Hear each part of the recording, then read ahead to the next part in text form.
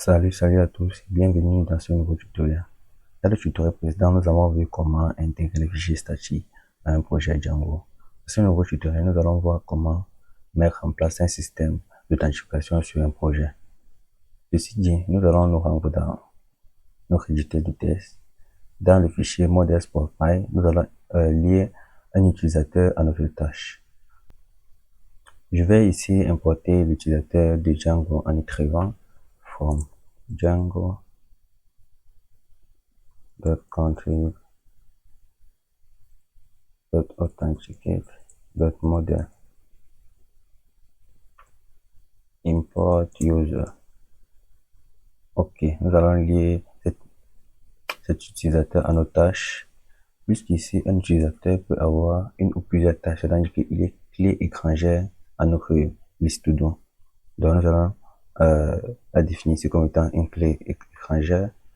On va dire user égale model.foreign-key. Ok, on met le nom du modèle ici, on définit le onDelete est égal à modèle.cascade. Ici, le modèle.cascade va nous permettre, lorsque on supprime un utilisateur, toutes ces tâches associées à cet utilisateur sont supprimées. Ici, on va mettre un default égal à 1. Bon, parce que comme nous avons déjà les données de la base de données, si nous ne mettons pas un default, cela va nous dire de remplir pour chaque champ manuellement, et comme nous avons le temps de faire ça, on met directement un default. Ok. Nous allons créer maintenant notre template qui doit pouvoir afficher notre formulaire d'enregistrement d'un utilisateur. On va new file, on va dire register.html. Bon, je crée une fois le fichier login. New file login.html. D'accord. Ici faire, nous allons construire notre fichier HTML. Ici, on va remplacer ici en mettant register. D'accord. Alors, on construit notre fichier HTML ici. Je vais devoir construire le petit formulaire. Là. On va mettre une div ici avec une classe. Il y aura un wrapper. Ok. Nous allons mettre le H2 qui sera le titre register user. Pour user register, il n'y a pas de problème. Nous allons maintenant faire notre petit formulaire. On va dire form de post. On n'oublie pas la balise des formulaires. On n'oublie pas la balise des formulaires ici. CSRF underscore token en espace. Ok, on va créer une nouvelle div ici. Dans la classe, il y aura un input-box. Puis dans cette div, nous allons définir un input type texte. Input de point texte. Dans le name sera ici username. On va mettre un placeholder create et username. On n'a pas besoin d'ID ici. Ok. Je vais créer une nouvelle div encore. Qui sera aussi un input. On va dire class input-box. Ok. On va créer un input de point email. Dans le name sera email. On va mettre un placeholder enter. Il y aura email. Nous allons créer encore une div au même nom. La classe ici sera toujours un input-box.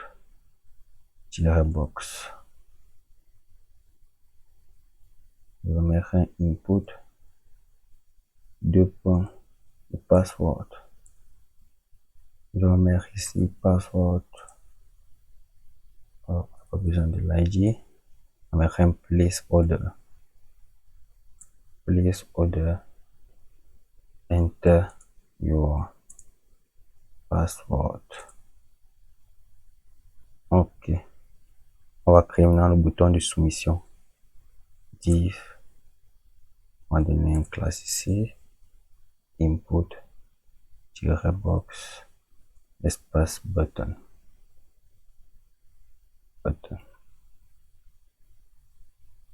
On va créer un input, deux points submit. Donc la valeur sera un register. Ok. Ceci fait, maintenant si nous allons créer la vue qui doit rendre ce template, nous venons dans le fichier view.py. On crée une vue, on va dire div register. Et on peut mettre la requête, deux points return render. La fonction render request virgule my app slash register.html. D'accord. Nous venons dans notre URL. Dans notre URL ici, nous ajoutons son path. On va dire path register. J'importe la fonction register ici. Ok. Nous la rendons là. Et on donne un name égal à register.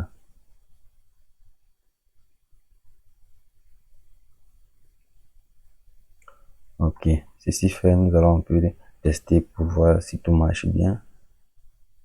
Je reviens sur mon navigateur. Numéro d'ici. Je mets dans la slash register. C'est bien. Ok, voici notre petit formulaire qui est là. Bon, maintenant, si nous allons nous allons modifier notre fonction view afin qu'il puisse enregistrer les utilisateurs. Bon, pour ce faire, nous venons dans notre vue. On va d'abord vérifier si l'utilisateur est connecté. On va dire ici là, if request dot user dot is underscore authenticate deux points. On va rediriger vers le home. Redirect in home. Voilà. Ensuite, on vérifie si la requête est post maintenant. If request dot method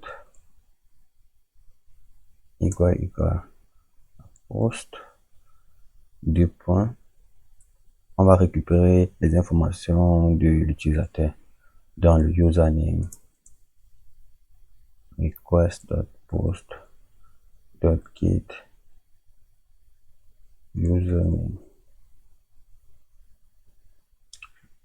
Passe l'email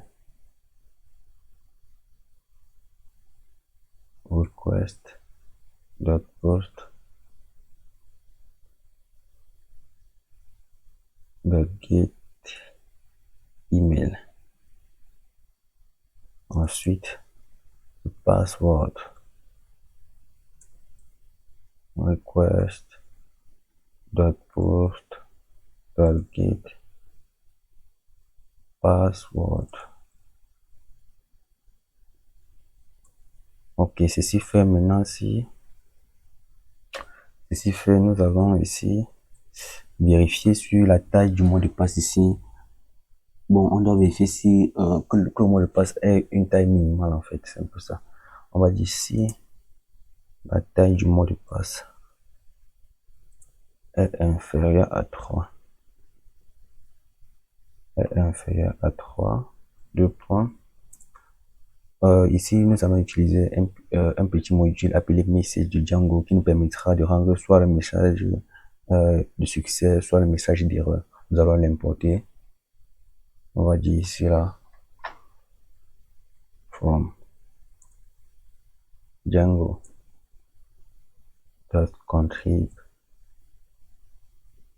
import message. Ok. Ce petit module va nous permettre de gérer les messages d'erreur, les messages de succès. On vient là, on va dire message.error. On met la requête et on met notre message dont nous voulons rendre. On va dire cela password must be at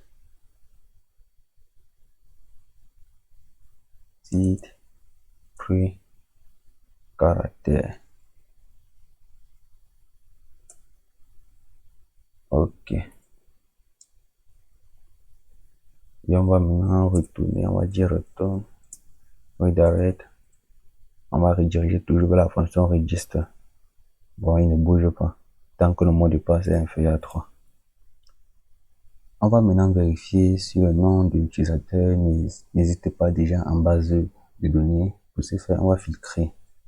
On va dire get underscore user equal à user dot object dot filter. On passe en paramètre le username. Le username. On va vérifier si maintenant si cet utilisateur existe. Par exemple, dire qu'il y a une erreur, c'est pas bon. On va dire message dot error. On rend la requête. On met notre message. Username already existe. Cet utilisateur existe déjà.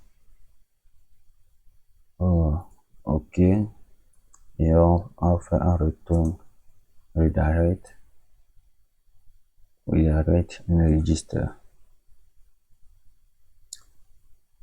D'accord. Après cette vérification, nous allons créer maintenant ici un nouveau utilisateur. Alors, je vais numérer cela new underscore user equal to user dot create dot object dot create underscore user. On va passer maintenant nos informations, le username égale username, l'email égale à l'email, le password égale le password. Ok. Maintenant, on vérifie si l'utilisateur est bien créé. If new underscore user, on l'enregistre. On va dire new user dot save. Et on met un message de succès. Message de success. On va rendre la request. Good. Puis on va dire user successfully create login now. Et puis on va rediriger return redirect. On va rediriger vers le login. Ok, on va rediriger vers le login.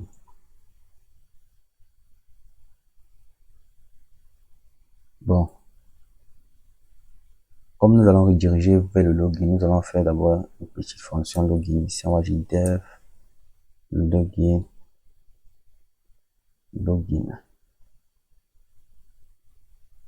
request deux points, on va dire retourne render. Tu vas rendre la requête et ton fichier HTML et myapp slash login.html. On crée son URL ici. On va dire path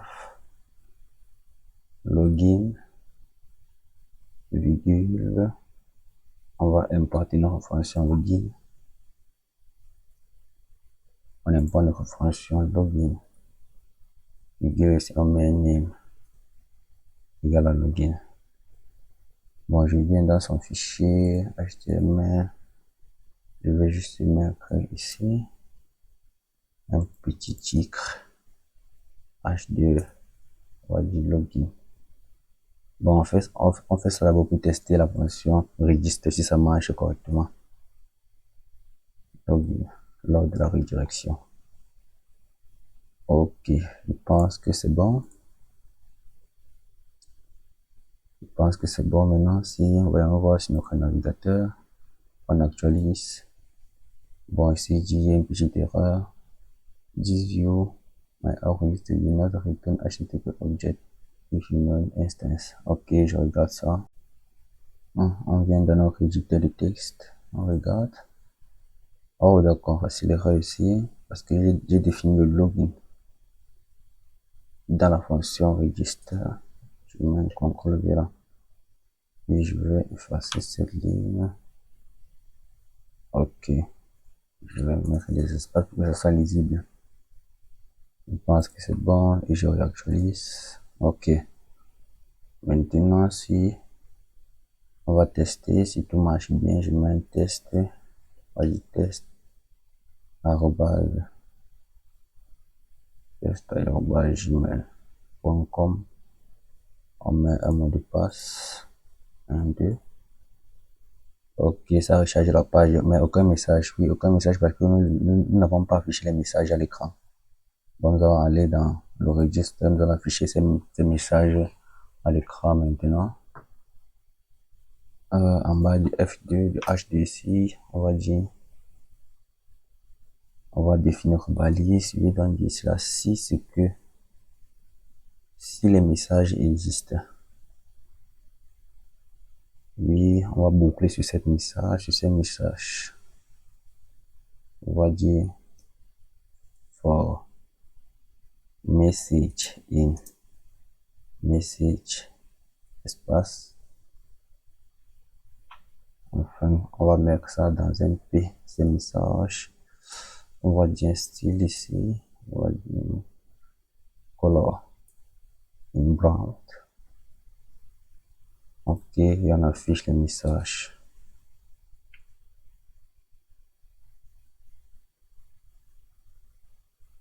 On affiche nos messages ici. Avec ceci, et on ferme notre boucle for and for. Puis on ferme notre condition and if. Ok. Ceci fait, on va tester. Et voilà, tout marche bien. On essaie d'enregistrer un utilisateur. On va dire test2. On va dire test2 gmail.com. Et on met un faux mot de passe 1, 2 qui ne vérifie pas la condition. On essaie. Et voilà, on dit que le password n'est pas bon ici. On essaie maintenant si les données. Test2 gmail.com. Et on met un bon mot de passe maintenant et on enregistre. Et voilà, nous sommes redirigés vers le login. À présent, nous allons créer la vue qui va permettre de connecter l'utilisateur. C'est fait, nous venons dans notre vue. Dans notre vue au niveau d'ici, on va maintenant aussi créer le code qui va permettre de connecter un utilisateur. Bon, nous allons d'abord vérifier si l'utilisateur est connecté ou pas. Bon, pour vérifier ici, il suffit de revenir ici, on copie juste ce petit bout de code, CTRL-C, on fait CTRL-V, OK. fois ça, après cette vérification, on vérifie si la méthode de la requête est post. On va dire if request dot method égale à post. Deux points.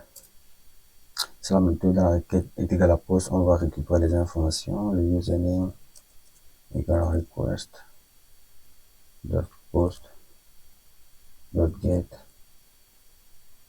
username. On récupère le password qui est égal à request dot post dot get password. Ok. Après avoir récupéré ces deux informations, nous allons utiliser une fonction qui va permettre de vérifier si ces données sont valides. Donc, vérifier si l'utilisateur existe dans la base de données. Cette fonction est appelée la fonction authenticate, dont nous allons l'importer. Au niveau d'ici, on va dire from Django.contrib.authenticate import authenticated. Voilà cette fonction. Bon, nous allons importer la fonction de login et de logout. Ça nous permet de connecter et de déconnecter l'utilisateur. Bon, on va dire validate underscore user. On va vérifier si les données de l'utilisateur sont validées. On va dire authenticate qui prend en paramètre le username de l'utilisateur et son password.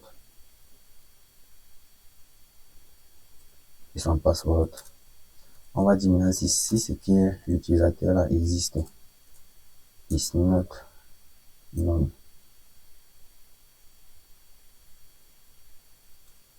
On va créer un nouvel utilisateur. Bon, on va connecter l'utilisateur en fait. On fait le login avec ces données qui prend en paramètre la requête, le request, le validate user, les données valides de l'utilisateur.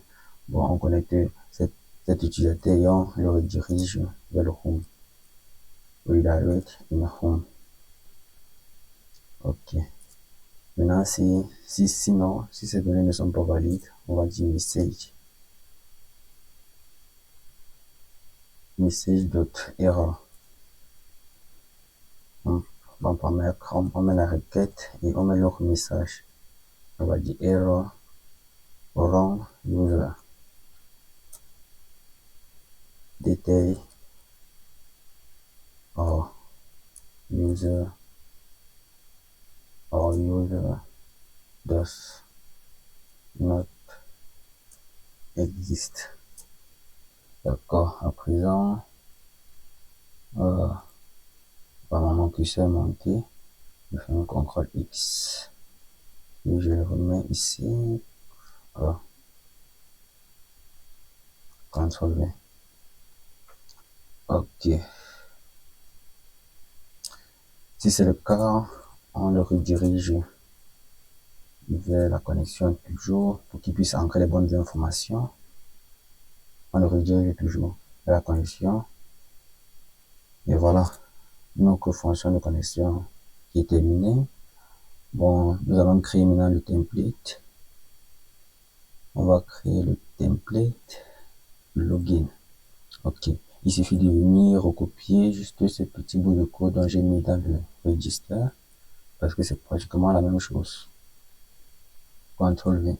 On change juste ce nom ici en login et on enlève l'email ici. On enlève l'email. Ok, je pense que c'est bon. Je fais un CTRL S. Nous allons venir les URL, nous avons défini. Nous venons donc ici, on actualise. Ok, user successfully created now. C'est parce que nous avons mis ce petit message au niveau d'ici. Voilà pourquoi il affiche ce message de connexion. L'utilisateur est connecté avec succès. À présent, l'utilisateur est créé avec succès, pardon. Maintenant, si nous connectons l'utilisateur là, ST2, on veut le mot de passe. Et bon, ici, je vais changer le bouton register, c'est le bouton login ici. On clique. Et voilà, nous avons été redirigés vers la page d'accueil. C'était bien fait. Bon, je vais changer ici là le registre en login. En login. Ceci fait, maintenant, nous allons écrire la fonction qui va permettre de déconnecter un utilisateur. Nous venons de la définition logout. La définition de la fonction logout qui peut en permettre la requête. C'est l'une des fonctions les plus faciles vraiment à faire avec Django. Tout ce qu'on a fait, c'est utiliser notre fonction dont nous avons importé plus haut. C'est cette fonction-ci, logout. On vient là. Qu'est-ce qu'on dit? On dit logout. Logout. Ça prend juste à permettre la requête request. C'est tout. Voilà notre déconnexion. On va retourner. On va dire redirect in home. On va rediriger vers la page de connexion, login. D'accord. Nous créons maintenant sur Neural Earth. J'importe d'abord la fonction ici, logout. Je crée son Neural Earth path. On va dire logout. Et puis on met là. Donc fonction logout et on donne un names qui est égal à logout.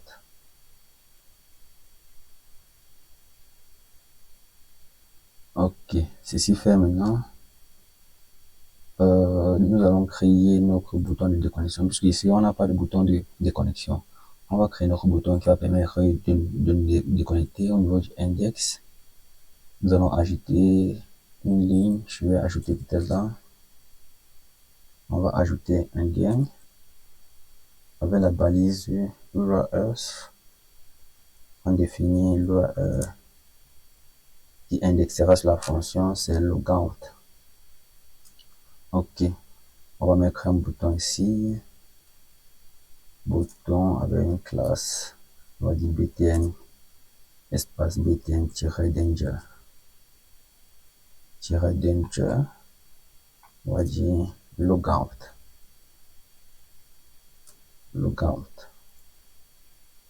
D'accord, je pense que c'est bon. On revient là, on actualise. Ok, il dit URL logout. Il dit je fais une petite erreur quelque part. Logout not found, logout is not valid, view function pattern X. Bon, je vérifie un peu dans mes URLs. Oh, ok, j'ai mis avec un grand L, alors que c'est une petite L. D'accord. Je réactualise. Ok, ça marche. On tape logout. Ok, l'utilisateur a été déconnecté. Vous voyez bien, il a été bien déconnecté. À présent, nous allons un peu styliser ce login ici. Vous voyez, c'est un peu moche. Nous allons un peu styliser ça. Bon, pour ça, j'ai créé un petit CSS. Donc, vous pourrez télécharger mon guide, on va rester les fichiers là. Il suffit de cliquer sur le lien en description et d'aller les télécharger pour pouvoir les intégrer à vos projets.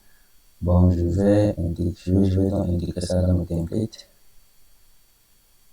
Comme nous l'avons vu dans le cours qui parlait des statiques, il suffit de venir là, on définit, on charge nos statiques files, on dit statique, low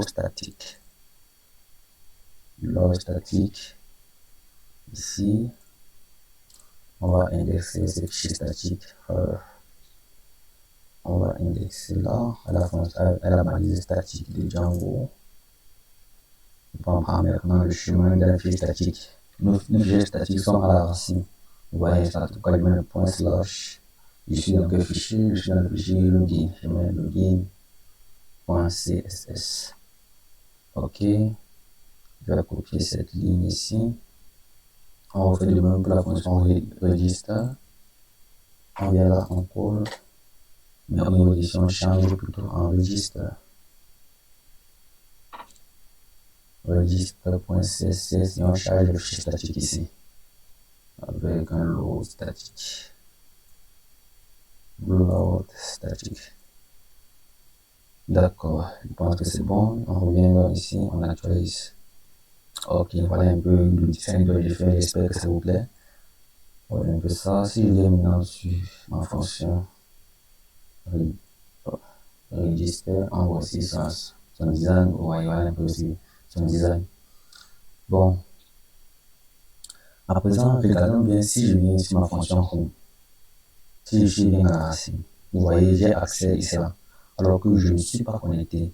Or, on aimerait faire en sorte que c'est quand l'utilisateur est connecté que je puisse pouvoir me rediriger sur cette page. Là, le prochain tutoriel, nous allons voir comment gérer ce petit type d'erreur en utilisant certains décorateurs qui nous permettront de mettre des permissions, en fait, des petites permissions. Parce que si je viens partout, je peux aller partout, même dans le login sans que je ne sois connecté, je peux dans le registre sans que je ne sois connecté et tout. Bon, je peux y aller. Et ce qui n'est pas vraiment bien pour un site. Bon, dans le prochain tutoriel, nous allons voir comment gérer cela. Bon, merci à vous qui me suivez et surtout n'hésitez pas à passer en commentaire vos suggestions quand nous allons customiser ce projet comme je dis au fur et à mesure, ce qui permettra de toucher certaines notions bien fixes de Django. Bon, si vous avez des préoccupations et tout, n'hésitez pas à m'écrire, de passer en commentaire ces préoccupations et je les au congrès. Bon, un grand merci.